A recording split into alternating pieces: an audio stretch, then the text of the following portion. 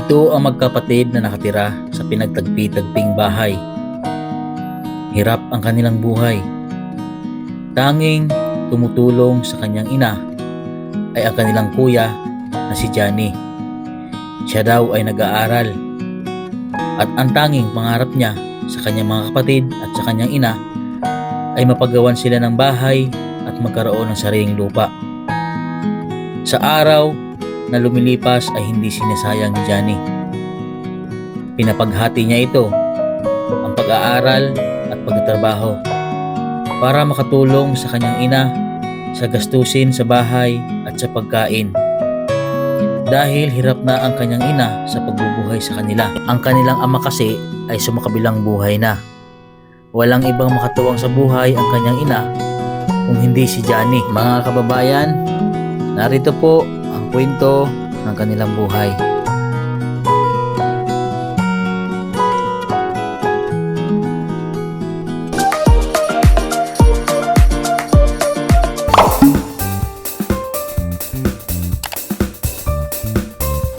Good morning po sa inyo mga kabayan. Ngayon po ay meron po tayong tutulungan ng isang pamilya po.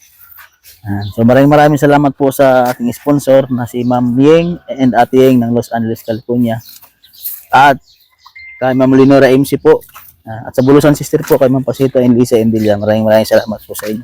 At kay Ma'am Intiis po. At kay Sir, ang sponsor po natin. May dala po tayong isang sakong bigas. Kasama ko po ngayon ang aking partner na si Wing Galo. So tayo dito. Tulungan po tayo isang pamilya po dito mga kababayan. Ito po yung bahay nila dito. Ito po yung bahay nila mga kababayan.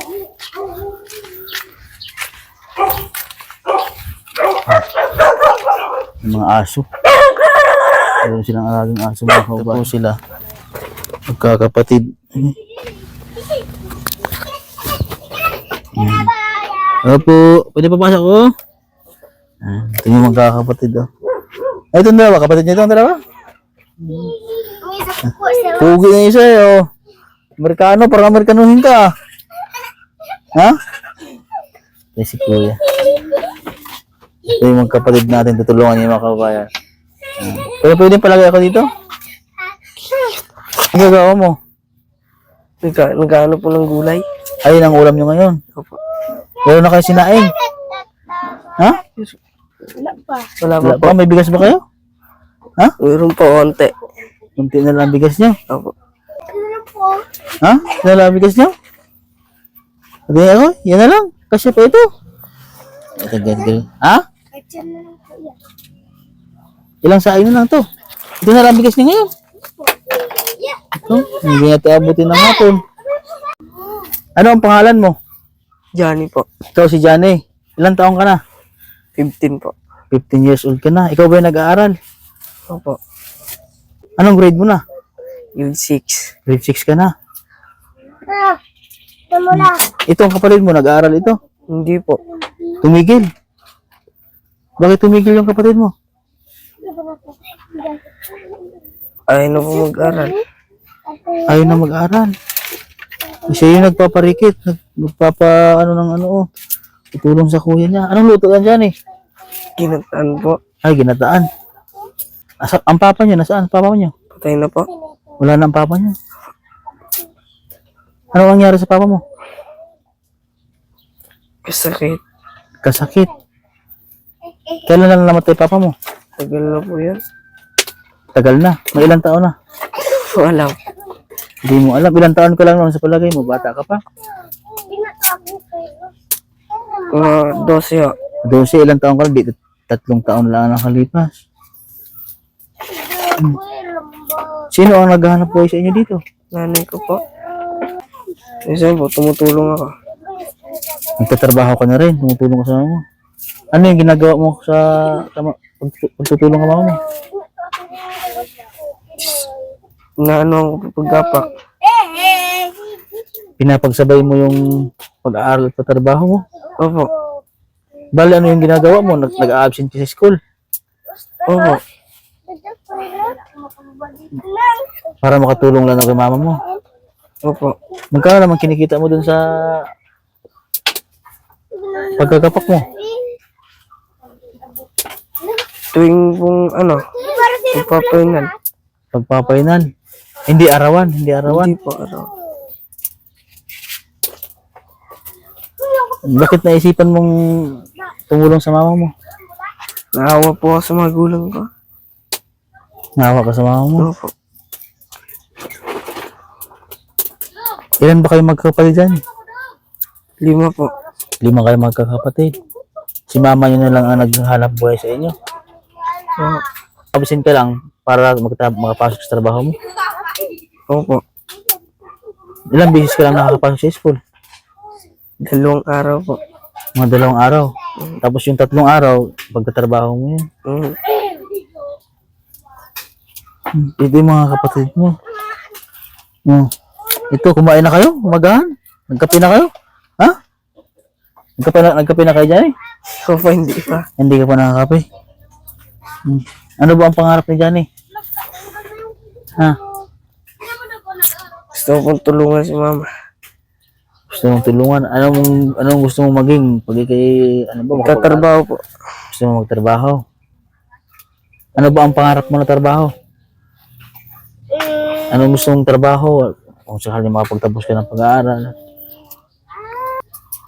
Sa mga mamasukan pong trabaho sa mga Gusto mong magtrabaho sa mga opisina? Ano?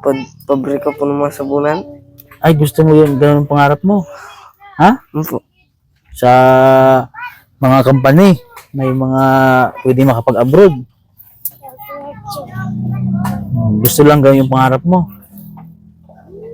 Kailangan mo rin dun pagka halimbawa dyan ganun yung gusto mo, kailangan mong at least makatapos ka ng grade 12. O kung hindi man, kung 2 years course, so pwede makapasok sa mga ganung trabaho. Kasi pagka ganun kasi, hinahanapan din ng mga diploma yung mga company na ganun. Kailangan mayroon ka ring pinapanghawakan. Kasi pag halimbawa hindi nakapagtapos, ay hindi naman nakakapasok sa ganung mga trabaho. So kailangan mag-aral ka mabuti. Kasi lalo na ngayon, grade 6 ka, di ba? Gagraduate ka na ngayon, gagraduate ka na dyan eh. Opo. Grade 7 ka na. Kailangan pagtiyagaan mo yun. Ayan. Ito kasi yung loob po ng bahay nila mga kababayan. Paano dito dyan pagkagabi?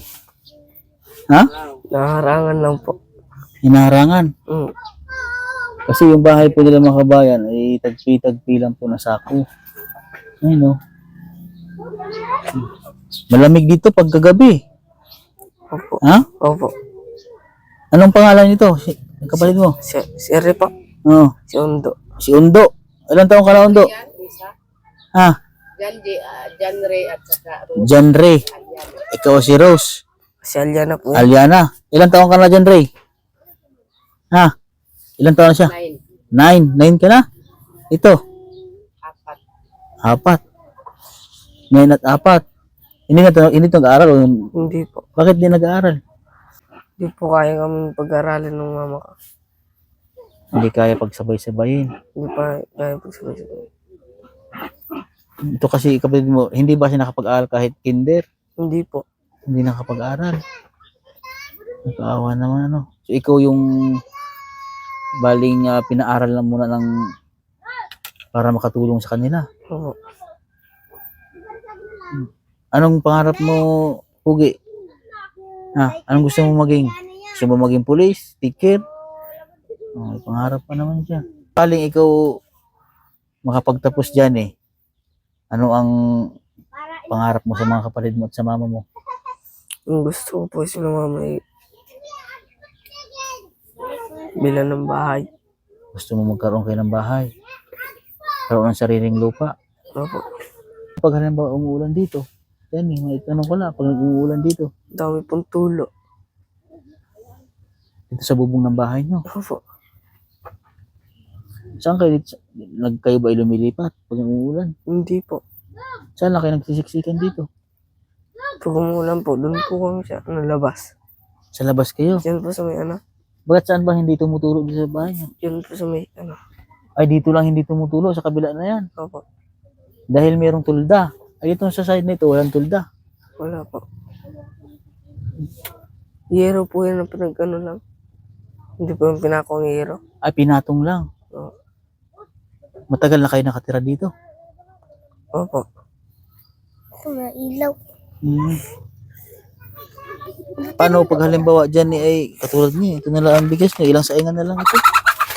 Ito na lang ang tira sa bigas niyo. Opo. Kaya na lang po. Hmm. Hindi nakapasok si mama mo ngayon. Hindi.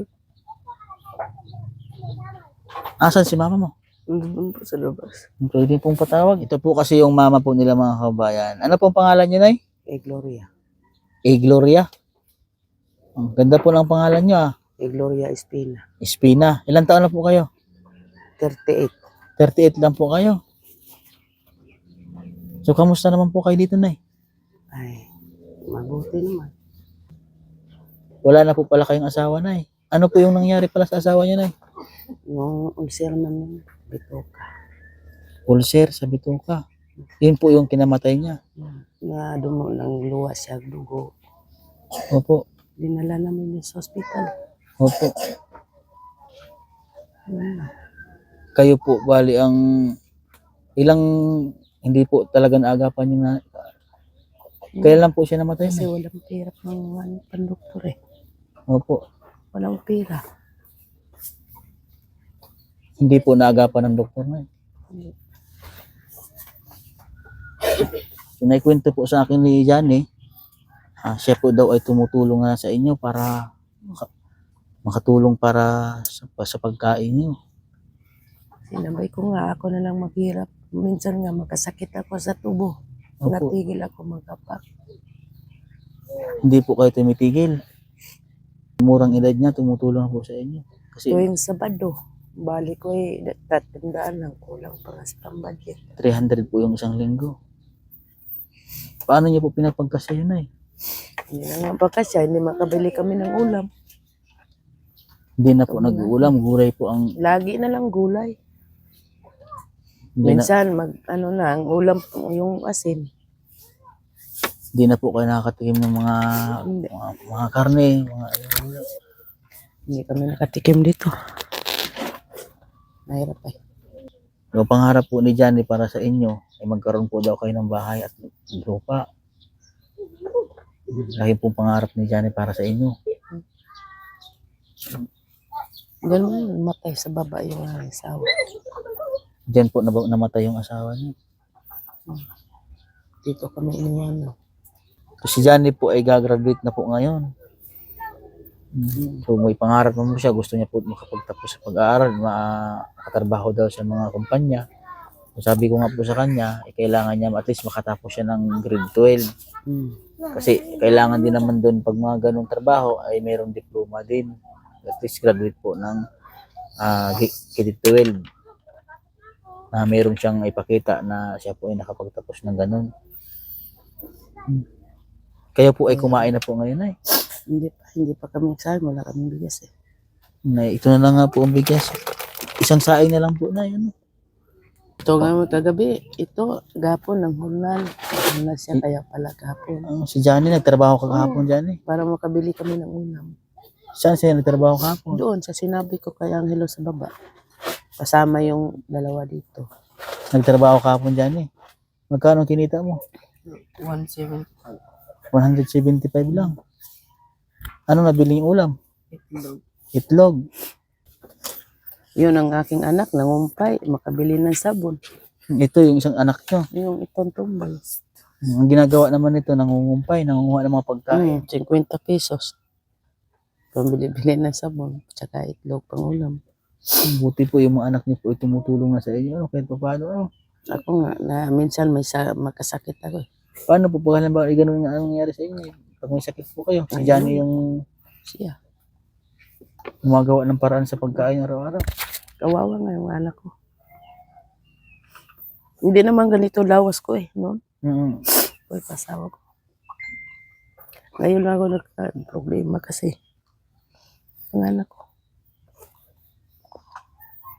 At lalo dito magkamag-anak. Mayroon po kayong kamag-anak dito. Wala yun, nandun sa Kalaka. Nasa Kalaka po. Dito wala akong kamag-anak kahit isa. Kamag-anak ng aking asawa.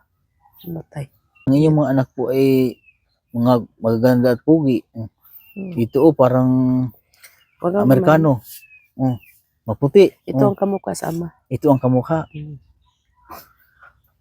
Mahal niyo si mama niyo? Ha? Tulungan niyo si mama niyo.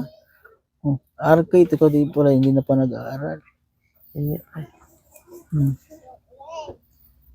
Kaya yun po, Nay, at laban lang po sa buhay, ha. Kaya yan. Lahat naman po tayo ay dumadaan sa pagsubok. Ayan po, ibigay lang ng Panginoon Diyos. Na, siyempre, yan po ay makakayanan din. Ha? So, Johnny, ikaw ay mag-aral, ha. Anong tiyagaan mo? Sabi ko, Hanggat kaya, kung magawa ng paraan, malay mo naman, ay sa pamamagitan ng aking pagtulong sa inyo sa pag-vlog, ay magkaroon ka ng sponsor na papaaralin ka at makatulong ka sa iyong mga kapatid. Magdasal lang tayo, ano? Ha? Yung sabi ko nga sa kanya. Ano dyan, ha? Laban lang dyan, ha? Alam ko yung iniisip ng bata na ganun yung ano kasi pinapaghati niya kasi mga kabayan yung araw na para makatulong sa kanya magulang at mayroong mahain. So yung 2 araw pumapasok sa school tapos yung 3 pagtatrabaho. Sabado yung Sabado dyan ikaw ba ay nagtrabaho pa rin? Opo. Hanggat mayroong naghurnal, nagpapahurnal. Meron. Si Johnny, ha? Ayan. So mayroon po kami dalang isang sakong bigas. Ayan, salamatan ko lang yung sponsor natin si Ma'am Ying and Ate Ying ng Los Angeles. Ayan, maraming salamat po, ma'am, sa inyo. Salamat. Ito po ay isang sakong bigas. Pabuhat ako dito sa aking partner na si Wingalo. Ayan. Ayan. Yan, ito po na isang sakong bigas po para po sa inyo. Ha? Salamat. So, marami-rami na po yan. Maraming salamat po. Ha? Saya po kayo? So, ang dinadala po namin ay bigas. Priority talaga namin bigas. Kasi number 1 ay pagkain. Ha? So, ayun po mga kabayan. Sa sponsor po natin, maraming salamat po. Muli kay Ma'am Ying and Ate Ying ng Los Angeles. At sa Bulusan Sister po, kay Ma'am Pasita and Lisa Endilia, maraming salamat po sa inyo. At kay Ma'am Lenora MC, yan, sa kay Ma'am Mintiis po. At kay Sir, maraming salamat po sa inyo, Sir. And po sa mga nais po magbigay po ng tulong sa kanila, message lang po sa aking Facebook page, Mastering Ring Channel po. Any amount po na inyo mabibigay, malaking tulong po yung para sa kanila. Sana po matulungan po natin sila mga kabayan. Ayun po, God bless po at magandang umaga po sa inyong lahat.